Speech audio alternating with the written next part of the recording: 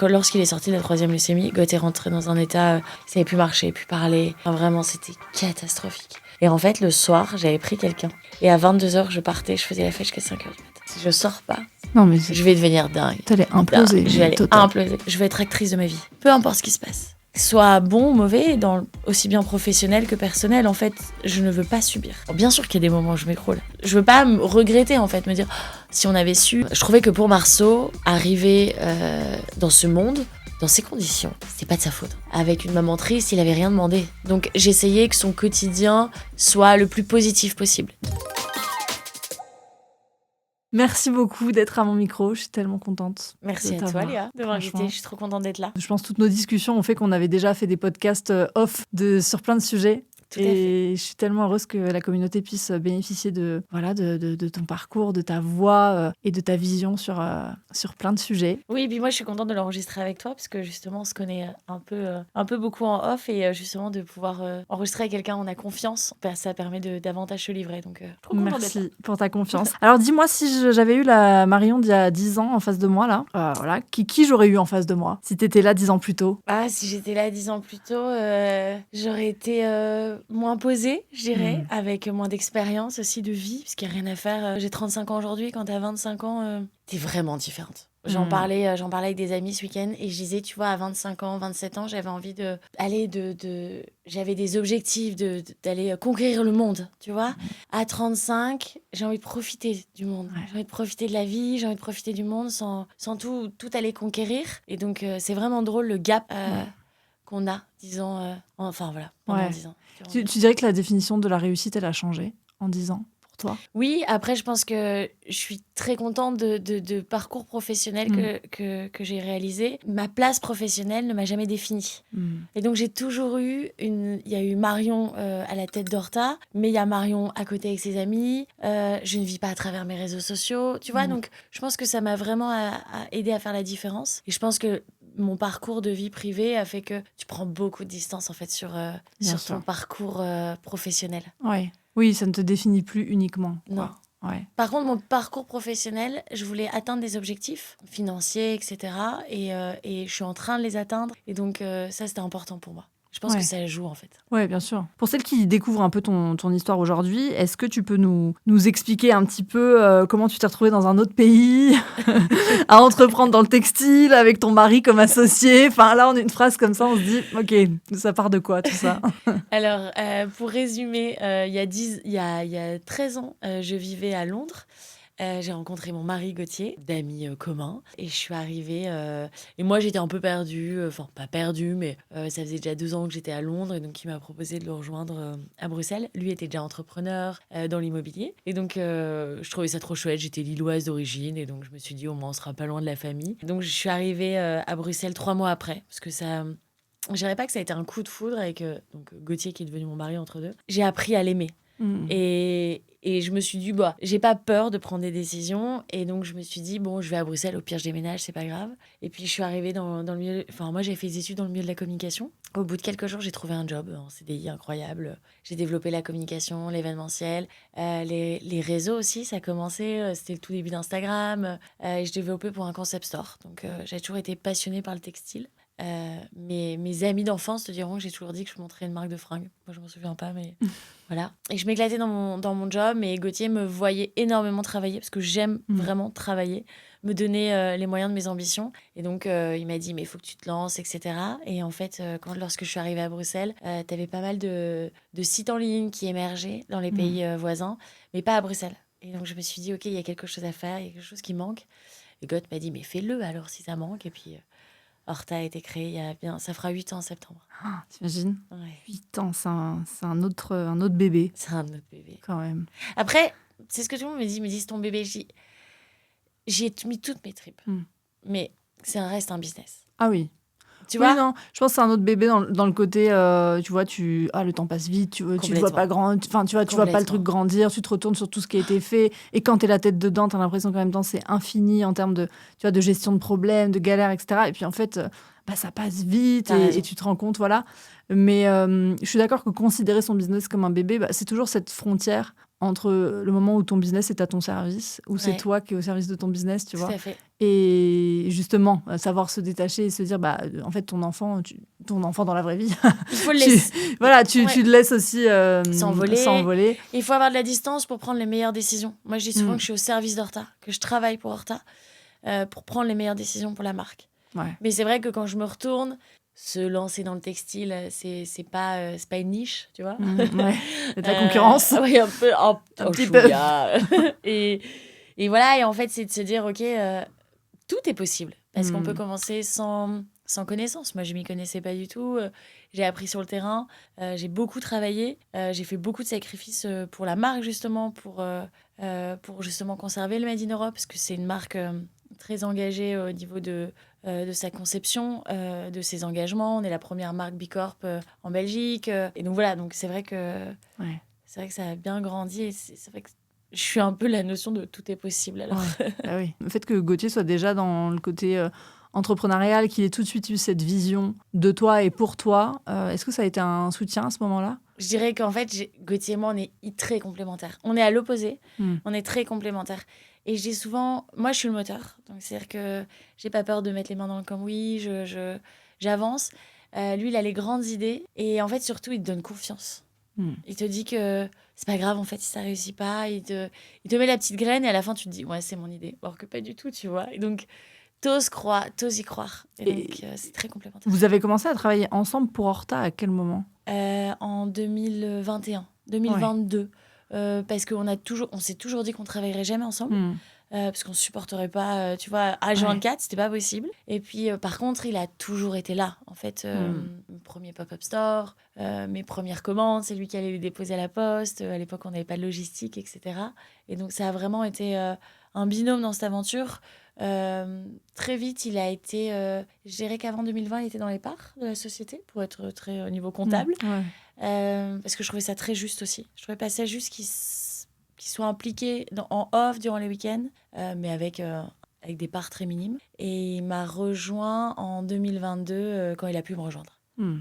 Justement, comment votre vie à deux, elle a personnellement basculé à un moment donné? Est-ce que tu te souviens précisément, je veux dire, de ce moment de l'annonce, de la maladie, de ce moment où en fait on bascule et on en parlait un peu en off, mais tu vois, dans un autre monde. En fait, c'est indescriptible, mais quand on apprend la maladie, souvent d'un proche et d'un très proche, il y a vraiment un avant-après où en fait, il n'y a pas de retour en arrière. Enfin, tes pensées Complètement. deviennent complètement obnubilées Bien sûr. par ce qui se passe, ton quotidien, ton environnement. Est-ce que tu te souviens de cette Ah, bascule? Alors, autant j'ai pas de mémoire dans la vie. Hmm. On me le reproche souvent, mes copines me disent oh, tu te rappelles jamais de rien, c'est terrible. Et autant ces souvenirs-là, tu vois, ça a fait plus de 5 ans. Donc Hmm. on a eu 3 leucémies en 5 ans. Et c'était le 21 mai 2020. Je m'en souviens toujours. Je me souviens de chacune de mes pensées. Je me souviens alors, déjà de l'annonce. Je me souviens des premiers jours. Et je me souviens des 3 annonces. Si ce sentiment, comme tu dis, où tu Hmm. bascules d'un sentiment paisible, je dirais. Ouais. C'est là où tu te rends compte qu'en fait la vie est paisible. Bien sûr. Oui, tu bascules de l'autre côté. Ça, moi, les premières heures, je me faisais toujours des c'est quoi le pire? Ouais. Terrible dans ma tête. Je me faisais toute seule en plus. C'est quoi le pire qu'il ait une leucémie ou qu'il soit en prison? Ouais. Une leucémie. Et, Ouais. et tu vois, Le scénario catastrophe. scénario Ouais. catastrophe. Mm. Et donc, ça te permet de prendre beaucoup de recul sur les choses par la suite. Est-ce que tu penses que l'approche que tu as dans la vie en général, sur, tu vois, justement ce côté moteur, ce côté peut-être fonceuse parfois, etc., là, comment est-ce que cette partie de ta personnalité-là s'est matérialisée, s'est incarnée dans ces moments? Est-ce que tu t'es retrouvée justement à vouloir comprendre, à vouloir, tu vois, être dans l'action par rapport à la situation? Comment tu t'es positionnée? Je pense que c'est justement la clé. C'est une des clés aujourd'hui avec le recul, c'est dans l'action. Mm. Moi, j'ai moins voulu comprendre, parce que moi, je comprenais que c'était une leucémie, que c'était rare et Mm. agressive. J'ai pas voulu comprendre les statistiques. On Ouais. avait à la première leucémie 50% de risque que Gauthier décède. Et mon cerveau n'a pas voulu comprendre. À l'époque, Mm. j'étais enceinte de 8 mois aussi. Et en fait, j'étais dans l'action. Et donc, j'étais vraiment dans le ok, qu'est-ce qu'il faut ramener dans sa chambre? Moi, j'étais la seule, on était en période Covid, à pouvoir aller le voir dans sa chambre d'hôpital, puisque la leucémie est un traitement qui se soigne uniquement en chambre stérile. Et en fait, être dans l'organisation. Et en fait, c'est bête, mais ça permet de ne pas sombrer. En tout cas, Oui. je dis que selon moi, mais je pense que ça devrait s'appliquer à beaucoup de monde, parce que ça te permet de pas réfléchir. Ouais. En fait, t'avances, tu coches des cases. Et Mm. jour après jour, plus t'en fais, plus tu vois les résultats. Alors, sur la maladie, t'as pas de Oui, résultats, puisque pas t'es pas, palpable. c'est pas palpable, Mm. exactement. Par contre, auprès du patient, c'est palpable. Ouais. Et je pense que d'avoir été dans l'action, j'ai motivé Gauthier de pas sombrer.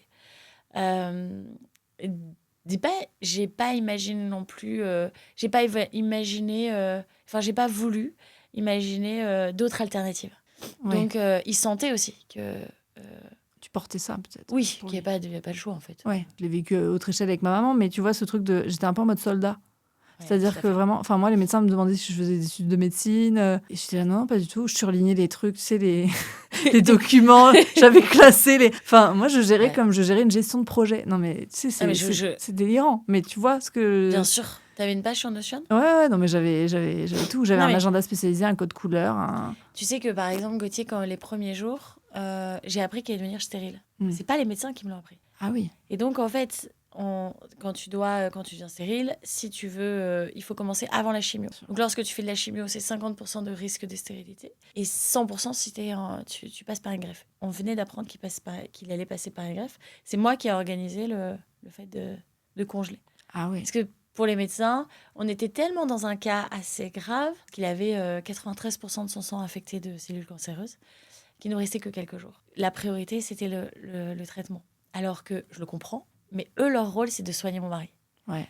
Nous, en tant qu'aidants proches, c'est de voir la suite, d'imaginer la suite et de pouvoir se projeter. Et je me souviens toujours de Chloé Spielboot, qui est la femme que j'admire le plus, qui a sauvé 3 fois mon mari, mais qui m'a dit « Vous en avez déjà un dans le ventre et c'est pas ma priorité. » Et je le comprends. Ouais. Sauf que... Et elle m'a dit « On a très peu de chance qu'on y arrive là. Il est déjà très faible, etc. » Et il y est arrivé. J'en suis la preuve aujourd'hui. Oui. Et en fait, c'était déjà un combat de gagner. Ouais. C'est une manière de voir la suite. Toi, t'envisageais déjà la suite? Moi, j'ai toujours voulu avoir plein d'enfants. Et mon mari, moins.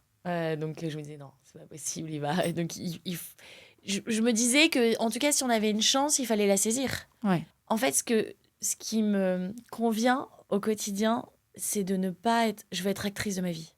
Peu importe ce qui se passe. Que ce soit bon ou mauvais, aussi bien professionnel que personnel, en fait, je ne veux pas subir.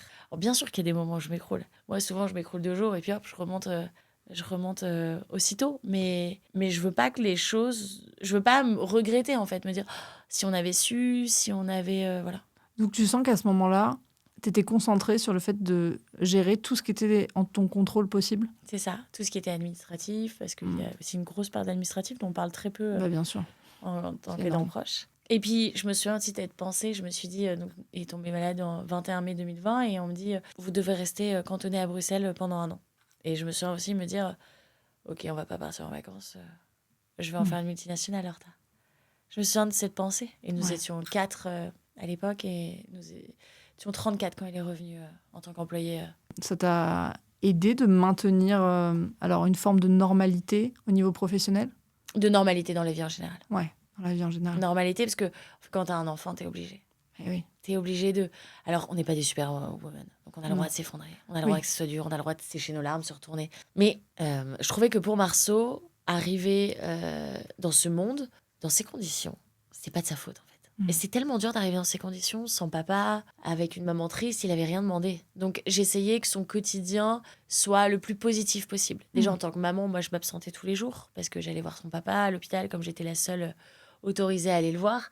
Et donc, je me disais que c'était mon rôle. Et en même temps, tu vois, je me souviens de mon entourage qui disait j'ai appris pour Gauthier. Alors, ils appelaient d'amis en d'amis. J'ai appris pour Gauthier. Mais Margot est enceinte, c'est horrible. Tu vois, et t'avais un peu ce scénario catastrophe. Ouais. Et finalement, Marceau nous a sauvé la vie. Oui, ça a ramené de la vie. Ça ramène de la vie. Et t'es obligé de te réveiller. T'es obligé de donner le biberon la nuit. Mais bien sûr. Et voilà. Et donc, oui, on doit faire face aux responsabilités. Et puis franchement, moi, j'ai continué à aller dans mes bureaux chez Horta. Rester, comment dire... chez moi à ruminer, ruminer, à tourner en rond. Ouais. Non, c'est pas. Enfin, Ouais.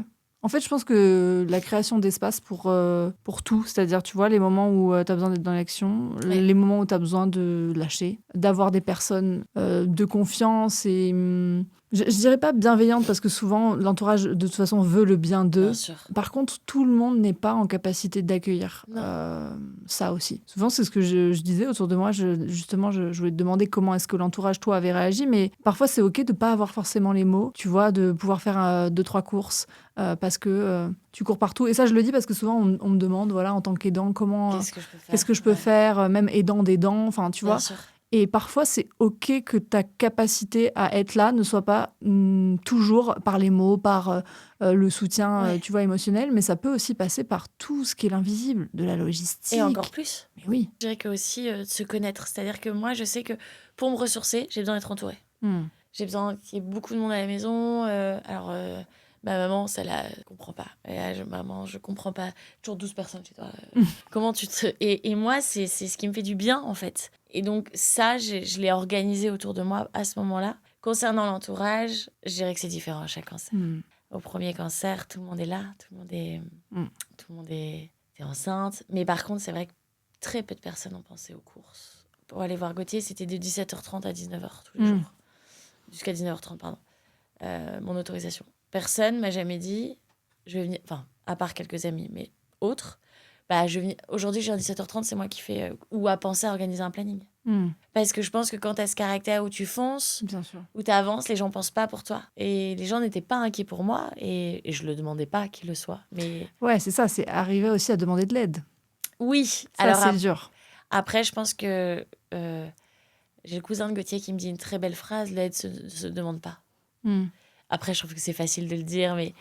Tu vois, j'aurais pu penser comme ça il y a quelques années, mais je crois qu'aujourd'hui, la première fois, en tout cas, moi, ça m'est arrivé pour ma maman, j'étais comme ça. J'étais en mode, de toute façon, j'avais cette croyance de toute façon, je sais mieux que. C'est pas je sais mieux dans le sens manque d'humilité ou quoi que ce soit, c'est juste, c'est ma mère, je sais ce dont elle a besoin, je la connais, je la connais, je sais que je vais gérer et je préfère gérer moi parce que je sais que j'ai l'exigence que je m'applique qui est parfois un peu extrême, on est d'accord, dans plein de domaines de la vie, mais qui là était un peu moteur de quelque chose de d'une garantie, si tu veux, d'une présence solide, organisée, etc.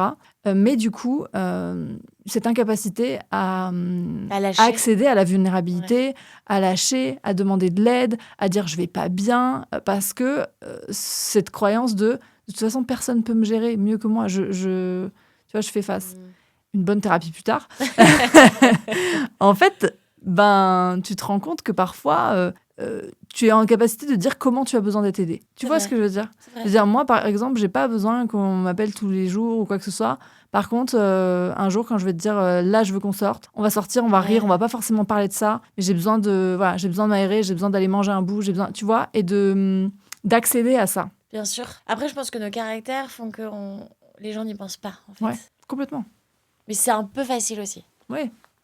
Mais parce que je pense qu'aussi, ça peut être effrayant, je pense. Tu vois, je me mets à la place des autres. Mais oui, bien sûr, ça part d'une bonne intention. Voilà. Et tu vois, donc cet épisode, j'avais envie de l'axer sur cette résilience parce qu'on a cette vision de la résilience de la femme qui porte tout, qui gère tout, qui, tu vois, qui cliché un peu de celle qui est capable d'être la mère et la boss, et tu vois. Mais je pense pas qu'au fond, on souhaite ça. Non. C'est juste qu'on a un caractère où on fonce, en fait. Et moi, j'ai souvent cette expression, il n'y a que les voitures qui font marche arrière. Donc on avance, en fait. On avance, mais on est encore plus sensible. Ouais, je pense que c'est une forme de protection aussi. Complètement. Et c'est aussi d'arriver aussi... ça passe... Voilà, on a dû traverser la maladie, mais ça se voit dans la gestion de nos business, ça se voit dans la gestion de nos ups et de nos downs, tu vois, et donc... Mais tu vois, je pense que pour nos entourages, parfois, c'est difficile de savoir comment être là pour nous. Complètement. Pour ce type de personnalité.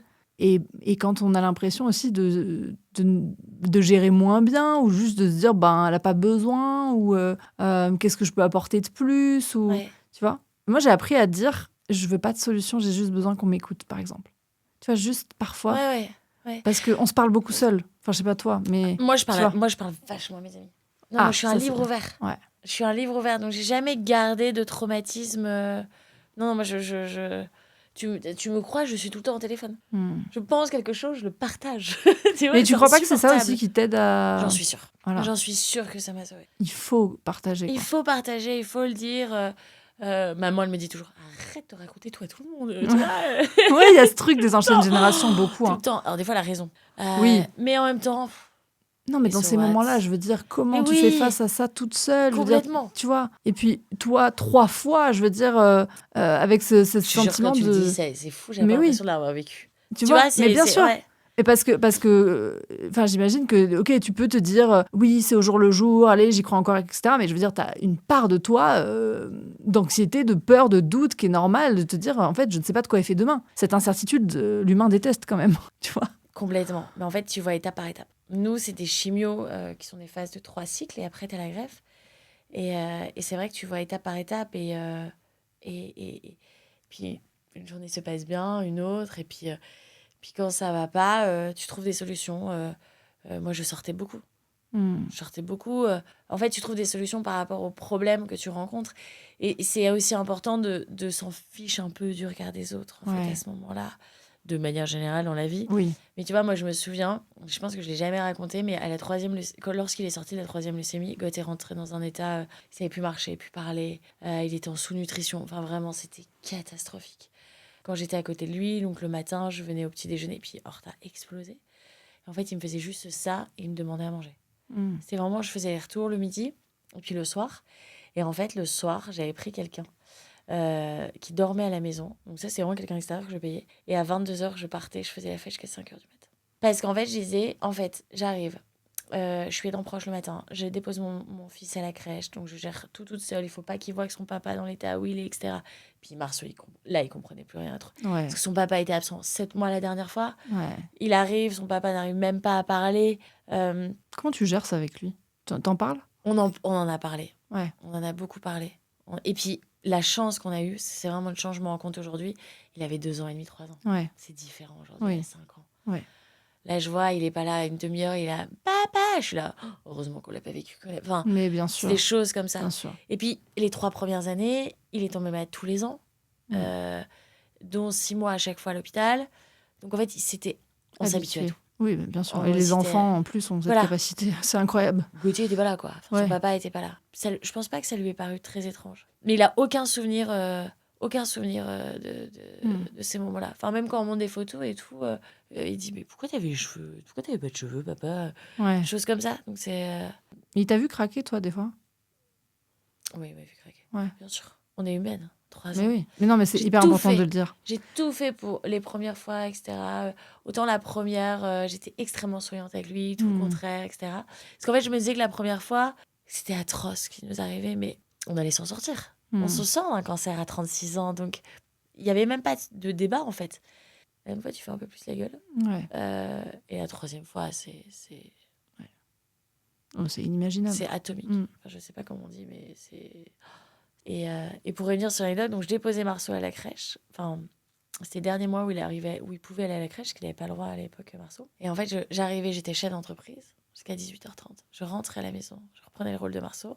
Je faisais à manger pour Gauthier. Et là, je me retrouvais à 21h30 et j'étais, si je sors pas, Non, mais je vais devenir dingue. t'allais imploser. Je vais aller total. imploser. Et c'était improbable, j'ai des potes qui me voyaient à Bruxelles et qui disaient, je disais, oh, j'ai besoin de ça. Ouais. Et Comment t'as géré justement le fait d'assumer tes besoins à ce moment-là, même s'ils n'étaient pas, tu vois, ceux qui, aux yeux des gens, toujours cette notion de Ouais. normalité, tu vois, comment est-ce que tu t'es dit, en fait, là, c'est moi, mais je j'ai me pris- sauve, quoi. à la 3e leucémie et entre la 2e et la 3e leucémie, j'ai pris énormément de décisions où en fait il faut te sauver. En fait, dans la vie, moi ma priorité c'est d'être un pilier pour ma famille. Large, bien sûr que j'ai envie d'être là pour mes frères, pour ma famille, etc. Ma priorité c'est Gauthier et Marceau au quotidien. Et donc je prends les décisions qui vont être bonnes pour moi. Elles vont pas faire plaisir. J'ai pris vraiment des décisions que je pensais jamais prendre de ma vie. Ne plus parler à certaines personnes, etc. qui peuvent être... ou même mes copines me disaient tu vas pas faire ça. Et je disais en fait ça me fait du mal. Et si ça me fait du mal, ça me ronge. Ouais. Et donc, il faut que je sois positif. Il faut que et ça sera un autre combat par la suite, par exemple. Et donc, j'ai pris des décisions difficiles ou j'ai pris des décisions, effectivement, à sortir, tu vois. Ouais. Et de mettre des limites dans les relations, etc., dans ces moments-là. Complètement. Ouais. Complètement. Quel tips tu donnerais, tu vois, justement, pour une personne qui... Parce que c'est dur de mettre des limites. C'est dur de mettre des limites, c'est dur quand ça touche à la famille. Il y a aussi beaucoup de personnes qui n'ont pas osé le faire avant toi et qui, du coup, te portent un regard parfois de jugement, tu vois. Comment tu as géré ça? Qu'est-ce que tu dirais là à une personne qui se retrouve dans cette situation de dire il faudrait que je le fasse, mais c'est si dur? Moi, j'ai décidé de me mettre dans le silence. Je ne faisais pas du mal. Mm. Et en fait, c'est pire pour les personnes en face. Parce que ces gens-là, sans s'en rendre compte, c'était encore une fois pas du tout voulu, mais ils m'ont fait du mal. Ils m'ont jugé, ils n'ont pas su être là, ils attendaient beaucoup de moi. Et donc, en fait, de s'écouter. Et que ce n'est pas normal de plus parler à des personnes, de plus répondre, mais... En fait, c'était ta solution à ce moment-là. Voilà, exactement, en fait. Pour couper un incendie, je dirais. Et l'important, c'est de survivre. Et après coup, tu as réussi à mettre des mots sur pourquoi, ou est-ce que tu as tenu cette posture du silence? Est-ce que tu as eu envie d'un moment donné justifier le fait que c'était une décision nécessaire? J'ai eu des discussions, effectivement. Parce qu'en fait, j'ai essayé de dire aux personnes, là, c'est ma limite, là, mais on dit pas forcément bien les choses. On n'est pas comprise aussi, parce que d'un coup, tu passes d'état. Enfin, moi, je pouvais rire comme pleurer, en fait. Et c'est dur à comprendre. Bien et sûr. je pense vraiment qu'il y a que ceux qui ont... C'est difficile à dire, mais il y a que ceux qui sont passés par là qui peuvent comprendre. Oui, ça a été ma solution. Aujourd'hui, j'ai su mettre des mots. C'est pas pour ça que les relations se sont remises ou etc. Mais je crois que c'est hyper important ce que tu dis, c'est que c'est pas parce qu'on s'affirme, on met une limite et qu'on est capable de l'expliquer. Donc parfois, ça passe par le silence dans un premier temps parce que tu es dans une situation où déjà émotionnellement, je veux dire, tu es tellement échaudé. Enfin, je veux dire, c'est peut-être pas le moment pour toi d'avoir ces conversations. Non, et puis tu as des mots que tu peux regretter. Parce que tu peux mal le dire. Moi, c'était vraiment chaud. ma peur. Exactement. Ouais. S'affirmer, expliquer ne veut pas dire que la relation aille mieux. Tu sais, c'est comme les thérapies de couple. Les gens pensent que c'est des thérapies pour se remettre ensemble. Et non, il y a plein de thérapies de couple. Tu vois. Moi, mes meilleurs potes sont psy et ils me disent, mais nous, c'est pas du tout l'objectif. L'objectif, c'est justement, tu arrives à une décision qui est apaisée pour les deux personnes qui sont concernées. Et parfois, dans une relation, c'est ça. Et aujourd'hui, moi, j'ai été amenée, pareil que toi, tu vois, à mettre fin à des relations. Mais sur le moment, c'est pas toujours facile de savoir exactement pourquoi, dans le sens où les mots que tu utilises, voilà, comme tu dis, sont trop touchés par l'émotionnel, parce que ça veut pas dire que c'est pas difficile quand tu mets fin à une relation, tu vois, même si elle te fait mal. Super difficile. Super dur. Moi, je me réveillais avec ses pensées, tu vois, alors que mon mari était malade, tu vois, c'est très étrange. Hein. Tu te réveilles avec ça, mais il faut apprendre à se sauver. Et surtout, moi, je voulais pas avoir des paroles qui allaient se retourner contre moi. C'est très important pour moi. Puis tu avais tellement à gérer à côté. C'est ça. Tu vois. C'est ça. À un moment donné, c'est l'espace que ça te prend aussi. Tu vois, ce que je disais, on parle souvent de la résilience comme le fait de, tu sais, tout mener. Alors qu'en fait, à un moment donné, c'est choisir ses combats aussi. C'est choisir ses combats, c'est exact. Et je vais aller plus loin dans le choix. C'est quelque chose dont j'ai jamais parlé non plus. C'est à la fin de la 3e leucémie, donc Gauthier est sorti, a eu sa greffe le 1er février, il est sorti mi-avril. Et fin août, on a décidé de divorcer. On a dit, on va pas y arriver. En fait, parce que ça avait été trop dur, parce que lui se remettait pas aussi de la maladie. Les conséquences physiques, mentales étaient extrêmement présentes. Et en fait, un jour on s'est assis, on s'est dit, on est trop malheureux. Et en fait, c'est pas qu'on s'aime pas. On s'aime. Et c'est justement, on veut divorcer parce qu'on s'aime, parce qu'on veut surtout pas arriver à une limite où on se fait trop de mal. Et oui, la maladie a tout cassé. Oui, c'est comme ça. Et voilà, et en fait, en se disant les choses calmement, en montrant aussi le respect qu'on avait l'un pour l'autre, finalement, on a réussi à passer au-dessus de ça. Mais on avait rendez-vous avec les avocats, c'était acté. 2 ans plus tard, je suis enceinte. Tu vois ? Mais oui.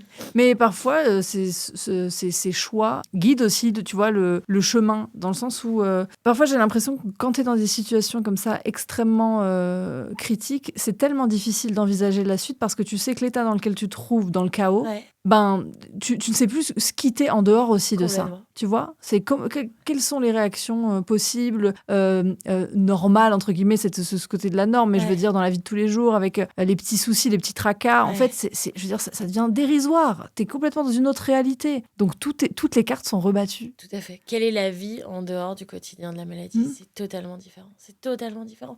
D'avoir de l'énergie, d'avoir un mari qui peut aller au parc avec toi, c'est totalement différent. Et la notion de partager quelque chose à deux aussi, tu vois. Et puis de juste dire, on ne devrait pas se prendre un verre en terrasse, tu vois. Et c'est là où le rôle des dents proches, c'est au quotidien, c'est dur. Parce que c'est long, c'est très long. C'est vraiment un marathon. Hein. C'est un marathon. et puis toi, tu avais tout le reste à côté. Comment ça se passe au niveau d'Horta à ce moment-là? Est-ce que toi, dans ta position même de leader, de manager, enfin, tu vois, le management des équipes, etc., c'est-à-dire que tu es déjà en gestion dans ta vie personnelle de crise, Ouais. et on sait que tenir une boîte, en plus avec la croissance qu'a eu Horta, c'est aussi de la gestion de problèmes. On s'en est souvent parlé, mais à un moment donné, tu te retournes et tu te dis, attends, moi, de base, je voulais pas juste créer des vêtements. Pourquoi est-ce que ma vie, mon Comment j'ai quotidien, fait c'est... pour en arriver là? Ouais, c'est créer c'est créer des problèmes et les gérer par la suite. C'est que Comment... gérer des Ouais, problèmes. vraiment, comment tu te Ah, positionnes? écoute, tu fais en fonction des journées. Moi, ce qui me correspondait, c'est d'être au bureau, c'est d'être encore une fois dans l'action. J'ai aussi beaucoup délégué la prise dans la réunion, etc. Enfin, dans les réunions, je voulais plus forcément être là parce que j'allais pas avoir le bon discours. Ouais. Tu vois, ça se voyait sur ma tête. Moi, je suis très expressive comme fille, donc ça se voyait sur ma tête que vraiment la nuit avait été catastrophique, que les nouvelles étaient pas bonnes, ou si j'étais en attente de résultats. Et donc, j'ai beaucoup délégué ça. J'ai sûrement fait plein d'erreurs. Mais en tout cas, j'essaie d'être la meilleure manageuse et d'assumer aussi tous les rôles et de pouvoir répondre aussi aux questions de mes équipes. C'est ça qui était important. Donc, ça se faisait beaucoup par mail. Mais dès que je pouvais, je participais aux réunions. Enfin, j'étais quand même très présente. J'étais au sein de la société. Ouais, t'as su dire à un moment donné, ok, justement, on parlait de choisir ses combats, etc. Ben là, peut-être que dans l'opérationnel pur ou dans la prise de décision, etc., peut-être que j'ai besoin d'être épaulée pour pas laisser l'émotionnel, par exemple, Exactement. tu vois, prendre le dessus. J'étais dans la prise de décision. Par contre, c'était une autre personne qui divulguait le message à ma place. Ouais. Et j'étais aussi beaucoup dans la presse à ce moment-là. Donc, il fallait vraiment que je donne le change. Et je me souviens, je sais pas, on était passé sur M6. Et je me souviens avoir les médecins au téléphone et puis faire des interviews comme ça avec M6. Enfin, tu vois, qui m'avait suivi pendant 3 jours. Des choses comme ça. Enfin, donc, je donnais beaucoup de change aussi au niveau de la presse. Mais après, j'avais des équipes très bienveillantes. Et voilà. Donc, tu t'es entourée. Je me suis entourée. Bon, après, quand t'es 34, tu t'entoures pas non plus. Tu vois, tu fais pas un choix. Mais je sais d'avoir aussi beaucoup de bienveillance. Et après, mes équipes n'y sont pour rien. Donc, on est là pour travailler. Mais t'as eu, du coup, cette agilité de changer de casquette, tu vois, d'incarner presque parfois le personnage, tu vois. Quand tu passes de la caméra à un coup de fil avec un médecin, tu switches complètement. Ouais, tu joues un rôle. Ouais. Tu es toujours la même personne, mais tu joues un rôle. Et après, j'ai aussi appris à prendre des décisions en fonction de ce qu'on avait vécu avec Horta. Tu vois, pour rentrer vraiment, parce qu'on parlait au début de cet enregistrement, on parlait de solutions concrètes. Il y a un sujet que je n'ai pas encore évoqué, que je voudrais évoquer dans les mois à venir. C'est à 3e leucémie, mon mari était condamné à mort. Et donc, ils ont été l'expliquer à mon mari, mais il ne l'a pas compris. Et donc, le lendemain, les médecins dont je suis assez proche m'ont appelé en me disant, écoute Marion, c'est terminé. Il va nous rester 3 semaines, 1 mois. Et donc, sachant votre situation avec Horta, on avait déjà fait un testament, parce qu'un testament, c'est gratuit de le faire. Tu peux le mettre chez toi, etc. Et elle m'a dit, là, il faut aller plus loin. Et donc, c'était le mardi, et le vendredi, tu vois, je m'en souviens bien. Le vendredi, j'avais notaire, avocat chez moi. Et donc là, ils sont très procéduriers, ce qui est normal. Moi, je connais mes notaires depuis longtemps. Et dans la cuisine, ils m'ont expliquer la somme qu'un enterrement, ça coûte, ça. Puis moi, je me souviens juste à appeler mes potes et dire, les gars, là, faut prendre l'apéro. Et boire des shots et dire, en fait, on me parle d'une société qui a grandi, j'ai 34 employés. Je peux pas payer, concrètement, je peux pas payer l'enterrement de mon mari, je vais te le dire. Tu te rends compte? Ouais. Et à partir de là, 6 mois après, j'ai vendu ma société. Ouais. Parce qu'en fait, moi, des chiffres sur un tableau Excel, ça, peu importe, en fait. Et je me suis dit, s'il arrive quelque chose à mon mari, je peux pas payer l'enterrement. Je peux pas rester dans cet appartement. Concrètement, on parle concrètement, parce qu'on parle de 3 semaines, 1 mois. Je ne sais pas où je vais. À quoi bon toutes ces années, quoi? À quoi bon tout ça, en fait? Et ça a été la meilleure décision qu'on ait prise. C'est vraiment été la meilleure décision. C'est de vendre cette société, une grosse partie de la société. Donc, il y a eu vraiment ce lien, tu vois, de ta vie perso et des enseignements. Et même, j'ai l'impression, dans ta capacité de prise de décision. Ah, mais moi, cet appartement, on l'a acheté 6 mois avant le début de la maladie de Gauthier. Je ne pouvais plus le voir en peinture. Je l'adorais parce que j'adore cet appartement. Je suis très attachée à cet appartement. Mais chaque endroit à cet appartement me rappelait la maladie. Mais oui. Donc, il fallait bouger. Et à la fin, je me disais, cet appart, ça porte la maladie, c'est pas possible. Et alors... Je me souviens toujours dire à Gauthier, pour rentrer vraiment dans des détails pratiques, puisque c'est important d'entrer. Lorsqu'on a acheté cet appartement, donc comme la plupart tous les Français européens, c'est 90% en prêt. J'ai quelqu'un d'extrêmement proche de moi qui est décédé, donc j'ai géré une partie des papiers, etc. Et en fait, elle avait mis une grosse assurance vie sur sa maison. Et pour son fils, ça a été salvateur, heureusement. Et donc, on a pris cette décision de mettre une grosse assurance vie sur cet appartement, en cas de décès de l'un ou de l'autre, sans savoir ce que la vie allait nous réserver 6 mois après. Et donc, je voulais absolument partir de cet appartement, sauf que je pouvais pas. Parce qu'en fait, tu peux plus faire de prêt quand t'es malade. J'allais pas vendre cet appartement alors que j'avais une assurance vie que j'avais payée à la hauteur de l'assurance vie, entre guillemets. Et donc, j'en ai parlé à Gauthier et il m'a dit, on déménage et on loue. Et donc, je suis encore propriétaire de cet appartement et aujourd'hui, je loue. Et en fait, je pense que des fois, encore une fois, c'est de se dire, on a des fois l'impression qu'il n'y a pas de solution. Ouais. Je suis propriétaire, je peux pas déménager, etc. Souffle. Ouais. En fait, on l'a jamais aussi bien loué, cet appart. Et on va trouver des solutions. Et c'est vrai qu'en 3 mois, on était partis. J'ai l'impression qu'à chaque fois, tu vois la porte et tu te dis, on peut passer par la fenêtre. C'est pas, et je passe par la cheminée même. Ouais. Les évacuations, la gouttière, tout. Je passe par tout. Toutes les sorties. Non, mais c'est vrai. Et c'est ce truc-là, tu vois, de se dire parfois, le chemin le plus conventionnel, le plus attendu, etc., c'est pas le tien. On n'a pas des chemins conventionnels. Non. Sinon, je pense qu'on serait pas entrepreneur à notre âge. Oui, non, mais c'est clair. Et dans la vie, en général, de toute façon, quand tu es confronté parfois au pire, etc., situation exceptionnelle, réponse exceptionnelle, tu vois. Complètement. Et c'est peut-être momentané, et c'est peut-être inconfortable un temps, et c'est peut-être, tu vois. Mais même c'était fou de prendre la décision de déménager. Et ça peut paraître risqué, et so what? Ouais. Et le truc de la location aussi, ça fait peur aux gens. Alors moi, non, mais tu sais j'ai vu. T'as vu? Mais je n'ai pas compris. Je disais, mais tiens, les gars, en fait, mon mec, il est en études de médecine. Non, mais les calculs sont pas bons, surtout. Ouais. Parce que tu vois, les frais de notaire, rien que le remboursement des frais de notaire. Mais oui. Nous, en Belgique, c'est 15%. Ouais. Oui, ça doit être. Et en France, c'est entre 6,5 et 7. Rien que ça, en fait, je vais travailler. Pendant 2 ans, je vais payer juste les frais de notaire. Ouais. Non, mais c'est clair. Et puis nous, ils nous ont dit, mais attendez, quand il sera médecin, vous pourrez emprunter sans problème. Mais bien sûr. Là, vous êtes une entrepreneuse, un étudiant. Qu'est-ce que vous faites?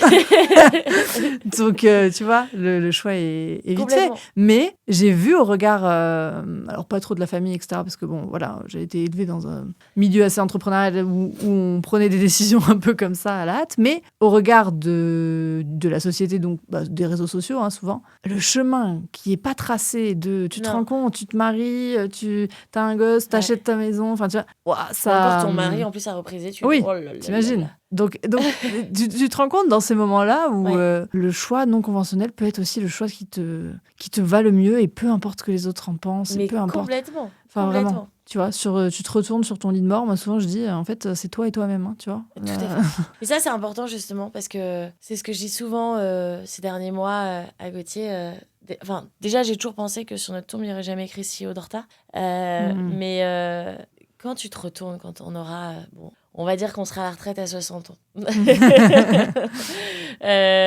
On se retournera, on pensera à quoi?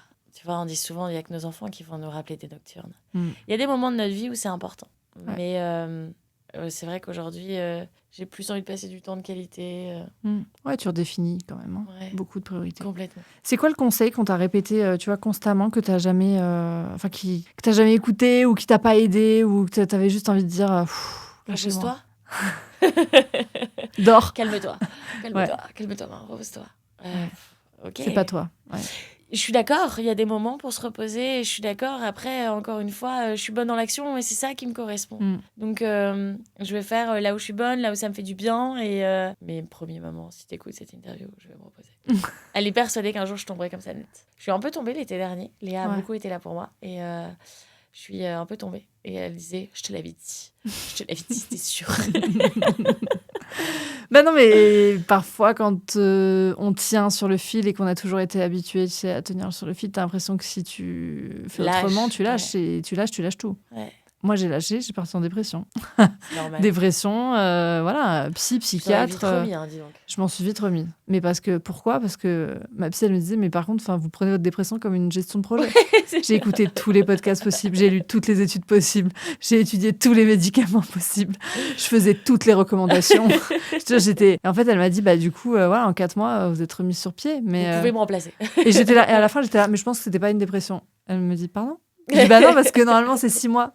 Tu vois, enfin, tu sais, toujours ce truc de bah, je vais faire. Ouais. Et tu sais, j'avais une to-do list de. Et pourtant, enfin, je veux dire, il y a un moment donné où Samuel a dû me traîner sous la douche pour me doucher parce que ça faisait 72 heures et que je n'étais pas sortie de mon lit. Enfin, tu vois, faut le dire, ça aussi. C'est que Bien sûr. j'avais ce truc-là de on tient, on tient, on tient. Et puis à un moment donné, quand ça lâche, ben, t'as plus le choix, que Ouais. ton corps, il te rappelle à Ouais, quelque c'est chose. fou. Hein. Mais il y a une partie où ça fait du bien aussi de rester au lit. Ouais. Tu vois, de. Ça t'arrive des fois? Ouais, bien sûr. Ouais. Bien sûr. Bien sûr que ça m'arrive. Après, en ce moment, j'ai besoin d'être moteur pour ma famille. On est dans une période de vie où j'ai besoin d'être moteur, donc ça m'arrive moins en ce moment, mais bien sûr. C'est accepter aussi qu'il y a des phases, en fait. Ouais, tu c'est vois. ça. Où il y a des fois où tu peux un peu plus que d'autres. Et nous, on est très complémentaires avec God, comme je te disais. Donc oui, ou même, tu vois, il y a 2 mois, 1 mois et demi, je pense, je pleurais. Marceau m'a vu. Il est rentré dans la chambre, il a dit, mais pourquoi tu pleures? Et je lui ai expliqué qu'il y avait des moments dans la vie où c'était un peu plus dur, etc. Donc voilà. Donc Ouais. aussi de le dire, que nos Oui, bien enfants nous sûr. voient comme ça. Je me souviens d'une période où moi, je voulais même pas pleurer devant mon mec et tout. Et maintenant, ça me paraît fou. Mais tu sais, ce truc de quelqu'un a accès aussi à une partie que toi-même, tu maîtrises pas. C'est-à-dire, c'est Ouais. justement ce que, pour une fois dans ta vie, tu ne maîtrises pas. Laisser accès à, c'était effrayant, quoi. Et en fait, tu te dis, en fait, ça peut aussi bien se passer. Bien sûr. Et parfois, juste de pleurer 1 heure, bah, tu te rends compte que ça t'évite la rumination de 72 heures que tu vis normalement. Tu On vois devrait tous pleurer. Ouais. Au moins 1 fois par semaine. Je te jure, ça fait un bien fou. On Non, va mais c'est ouvrir un c'est club. vrai. Ah, mais Tu complètement. vois, vous venez S'obliger à chialer, pleurer punaise. et aussi dire ce qu'on a sur le cœur. Hmm. Moi, j'ai vraiment vu des amis mettre sous le sable le problème, et en fait, au bout des années, c'est très compliqué à gérer après. Parce que Ouais. les problèmes n'existent pas. Alors qu'en fait, quand tu les dis haut et fort, ils existent, tu trouves des solutions. Nous, on passe des soirées entières à faire des thérapies entre copines. Ouais. Pourquoi tu réagis comme ça et pourquoi Ouais. c'est passionnant. Et tes copines arrivent à te demander de l'aide à toi, tu vois, en se disant, ouais, à côté de ce que Marion elle vit, en gros, je suis pas légitime à lui demander de l'aide, ou tu vois, Bah, elles ont pas le choix parce qu'en fait, je les appelle tellement souvent que je suis au courant au quotidien de ce qu'elles ont dans leur vie. Ouais. Elles savent que s'il faut des solutions, elles vont m'appeler. Hmm. Et donc, oui, je pense qu'elles osent. Après, je suis la première, tu vois. Gauthier, ça fait 2 ans et 4 mois qu'il est en rémission. On a vécu des moments différents moments difficiles.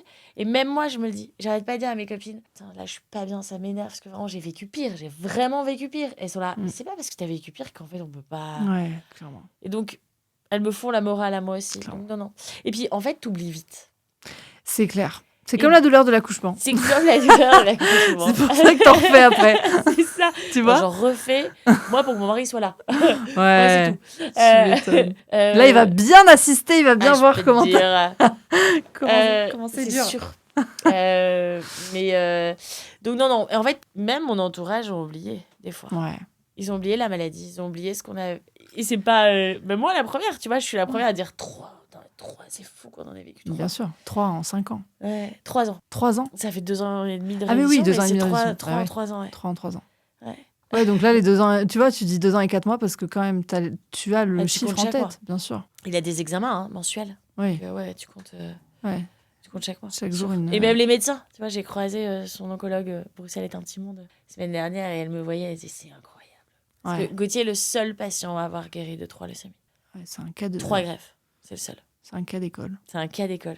Tu vois, il y a ce côté, ouais, miracle. Là, c'est un vrai miracle. Ouais. C'est un vrai miracle. J'aimerais que l'histoire soit l'histoire de tout le monde, sincèrement. J'aimerais vraiment. Ouais, bien sûr. Mais c'est un. Mais il y a une part de. C'est ça aussi, la difficulté dans les moments qui sont très difficiles, c'est d'accepter de ne pas avoir les réponses tout de suite. Non. De ne pas comprendre. Mais d'avancer. Ouais. Tu vois, et le fait d'y croire. Moi, je me souviens, Chloé, donc son médecin, qui me dit Marion, on va pas aller à la greffe. Je lui dis on va passer les chimios, puis après on en reparle. Elle me dit Marion, on n'ira pas à la greffe. Je te dis 3 semaines, 1 mois. On va d'abord faire les chimios et on en reparle. Et je pense qu'en fait, alors, j'avais parlé, mais c'est ce que Gauthier dit aussi. Elle s'est fait prendre dans la manipulation de Marion, d'y croire un peu. Bon, ok, on va faire les chimios. Ou même, tu dois toujours signer un document, une décharge, en fait, tu sais, à différents moments, et notamment la greffe. Et là, les médecins m'ont dit, bon, on te fait signer le document, c'est 99% de risque de décès à ce moment-là, quand on commence la greffe, donc le 1er février 2023. Ils m'ont dit, là, faut lui dire au revoir. Et vraiment, je me suis retournée en disant, vous n'avez pas compris. Je vais dire à tout à l'heure, ok ? J'espère que c'est bien compris. Et Et bien sûr que ça aurait pu 99%. Ouais. Mais Oui, mais toi, t'avais le 1% j'avais le 1%. en tête. 1% en tête, ouais. Tout le temps. Mais parce J'ai que aussi, tu as un essayé. regard, quand tu es aidant aussi, qui est peut-être préservé de celui des médecins, dans le Bien sens sûr. où eux, ils voient ça toute la journée. Toute la journée. Tu vois, moi, je le vois. Bon, déjà, Samuel est en études de médecine, donc tu vois, Ouais. il assiste en stage, etc. Il me dit, tu comprends qu'à un moment donné, il y a une perte de sens de ce que veut dire la vie, la mort, le risque, les Complètement. stats, les chiffres. Enfin, tu vois, ça devient quelque chose de pas très palpable, quoi. Ouais. Et toi, quand t'es là-dedans, en tant qu'aidant, si tu ne t'accroches qu'à ça, Ouais. C'est fini d'avance. t'es condamné. T'es condamné. C'est exactement ça. Tu vois. Je les comprends aussi, les médecins. Je les comprends totalement. Et c'est pour ça qu'on a ce rôle, qu'on y arrive ou pas, parce qu'on n'est pas obligé aussi d'y arriver Bien sûr. tout le temps. Moi, c'est parce que j'imaginais pas ma vie sans Goth. C'est pour ça que j'étais comme ça. Ouais. Alors, mes proches étaient assez inquiets à la 3e. C'est-à-dire que tu vois pas sans Goth, par exemple. Ouais. Et j'étais vraiment là, non, c'est mon âme sœur, tu vois. Tout le monde est persuadé que je suis hyper forte et que... Mais en fait, je suis forte parce qu'il y a Goth derrière en backstage, tu vois. Et ça, je pense que ils l'ont pas vraiment vu. Goth l'avait compris. Et Oui, c'est ce que tu laisses entrevoir aussi, tu vois. ouais, C'est quand tu incarnes cette force, tu vois, on en parlait. c'est ça. C'est plus facile de se ranger derrière toi et te laisser Complètement. prendre les balles, tu vois ce que je veux dire. Complètement.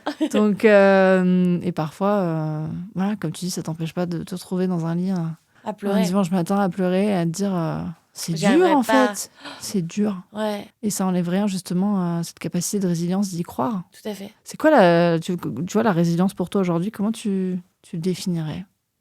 De prendre des chemins qui sont conventionnels ou pas. On a tel problème. Ok, quelle est l'échelle de gravité? Je pense que c'est important aussi de se le rappeler au quotidien. Et puis, s'il arrive ça, est-ce que c'est vraiment grave? Mon grand-père me disait toujours, quand il t'arrive un problème, réfléchis en 2 ans, pas dans 5 ans, parce que personne n'arrive à se projeter en 5 ans, en 10 ans. Il n'y a qu'en entretien qu'on dit ça. Mais dans 2 ans, est-ce qu'il y aura ça vraiment une importance? Même si je déteste cette phrase, actuellement, je vis des choses qui font que je me dis, c'est comme si la vie prenait des décisions pour nous. Tu peux aller contre ça, bien sûr. Mais voilà, c'est de se dire, être résilient aussi, c'est de prendre des choix de vie. Tu vois, c'est des choses comme ça. Et c'est aussi être acteur de ta vie.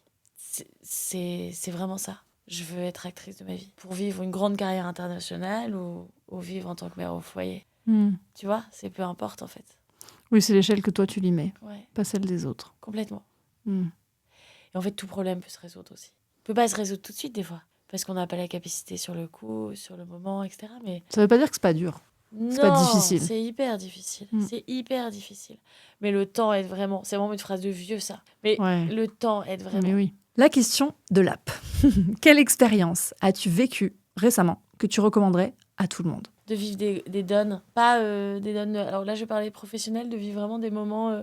ouais, compliqués professionnellement. Parce qu'en fait, tu profites encore plus des ups. Et moi, t'apprends beaucoup plus dans ces moments-là. C'est bizarre, hein. Parce que c'est un moment dur, c'est difficile, t'as l'impression que tu vas jamais trouver de solution, que tu dois toujours faire face, encore une fois, aux problèmes.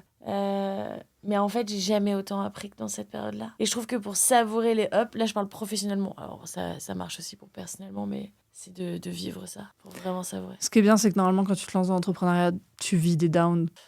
Ça fait souvent. partie des trucs. Donc, c'est Complètement. plutôt toutes celles qui sont dedans, courage. Parce que... Courage, on s'en sort. Et parce qu'après, le chemin est encore plus beau, quoi. Ouais, complètement. C'est l'arc-en-ciel après la pluie, quoi. C'est exactement ça. Alors, des fois, il met du temps à arriver, le soleil, hein, ce fameux tunnel, Ouais. mais on y arrive. Il y a un schéma, je sais pas si tu l'as déjà vu, où en fait, c'est la douleur, tu sais, au milieu. Puis au début, le cercle est tout petit, tout proche de la douleur. Et en fait, la douleur est la même dans le sens où elle ne bouge pas ni en taille, ni en... Voilà. Mais il y a d'autres cercles qui se créent autour. Et c'est la distance que tu mets dans l'impact qu'elle a... sur ta vie, tu vois. Et le temps aussi, le fait de grandir, parce que quand plus t'es jeune, je trouve plus tout te semble, tu vois, Quand t'es dedans, c'est dur. Ah ouais, c'est dur. Ça paraît infini, tu vois. Parce que t'as le cerveau qui est en mode survie aussi, tu vois. C'est comment et on donc gère il ce qui n'arrive se pas à passe. t'envoyer aussi les bons messages. Ouais. Et donc à ce moment-là, faut faire Enfin, moi, ce qui me fait du bien, c'est de refaire le monde avec mes amis, ma famille, autour d'un verre, un peu. Mais voilà, c'est ça aussi qui m'aide. Parce que tu te connais. Exactement. Je pense que c'est ça, de se connaître. C'est une clé de tout. Et on veut toujours être comme notre voisine. On est très bien comme nous sommes, en fait. Ouais. Et, Oui, et toi, c'est OK si à un moment donné, ce qui t'a aidé, c'est de sortir au bout de la nuit. Peut-être que pour quelqu'un d'autre, c'est d'aller faire des balades en forêt. Oui, Et ou une les autre, copines, c'est de faire à manger. Ce sera voilà, jamais mon cas, faire à tu vois. manger. Mais oui, Ouais, c'est important de s'écouter et de faire sur le moment, en fait, ce qui nous convient. à soi À et soi. uniquement à soi. Merci beaucoup, Merci à Marion. toi, Léa.